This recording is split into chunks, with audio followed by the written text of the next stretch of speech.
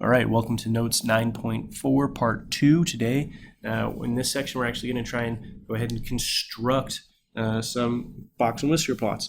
So first and most important thing, make sure everything is ordered least to greatest. And therefore, in number 1, we do. Check out number 2. We don't have them ordered least to greatest.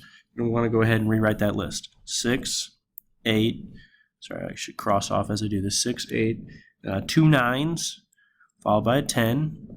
Goodbye 9, goodbye 10. 2 11s. Goodbye to those guys. A 12, a 14, and 2 15s, and a 16 and 19. All right, so now that would be good to go when I ask you to do it. Okay, well, let's go back to number 1. So our minimum is easy. It's our smallest number. It's 34, right? That's our minimum. Our maximum is easy. It's our biggest number, right? So those are the two ones that you should do right away, the smallest and biggest, right? Now the median is a little bit more important, so let's do that one, and will help us determine quarter 1 and quarter 3. So we have 1, 2, 3, 4, 5, 6, 7 numbers here, right? So that means I can divide 3 over here, and I can divide 3 over here. Right? They have to have equal amount of numbers on each side, meaning the guy stuck right in the middle, that's our median, right? So he is 38. Our quarter 1 is going to be the median of this little set here, so in between 34 and 37. It's an odd amount, so it's very easy, it's 35. And our quarter 3, again, it's going to be the middle number or the median of this set right here, which is 45. All right, now we have our numbers. Now we're just going to go ahead and write out some points here down here. So we could go by 30, 35, 40, 45, 50. I don't have to go any higher than that because my max is 49 and my minimum was 34, so that's why I started at like 30. Okay, so let's put a dot. Remember, these are dots.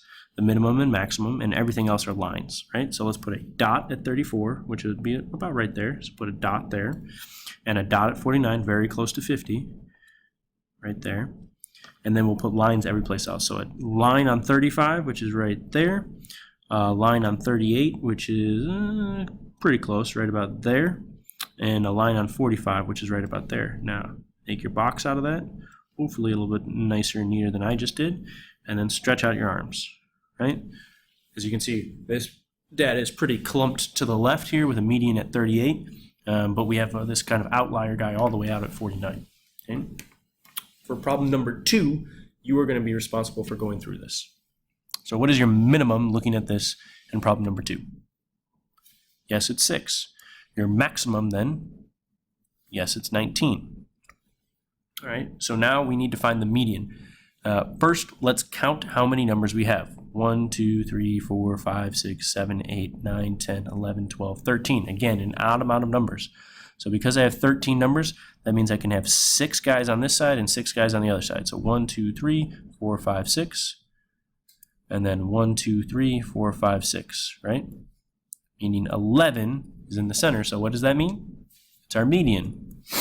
Right? So now, how do I find quarter 1? Well, I'm going to go ahead and find the median of this first section. So 1, 2, 3, 4, 5, 6. So I'm going to go ahead and say, all right, if I got 3 here and 3 here, in the middle, we have 9. So we have quarter 1, which is 9.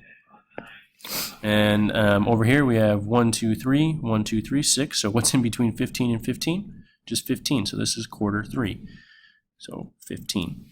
Right? Now let's go ahead and draw this. Start by putting our lowest value, which is 6. So let's go ahead and go by 5, and then 10, and then 15, and then 20. We don't have to go any higher because 19 is our highest value. All right, so let's put a dot at 6.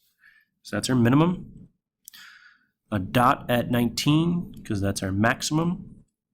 And then lines every place else. So quarter 1 will happen here at 9.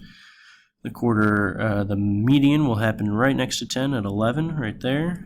And then quarter 3 will happen right on 15. Now, let's make our box and stretch out our arms. Great. So there we go. And that is the end of part 2.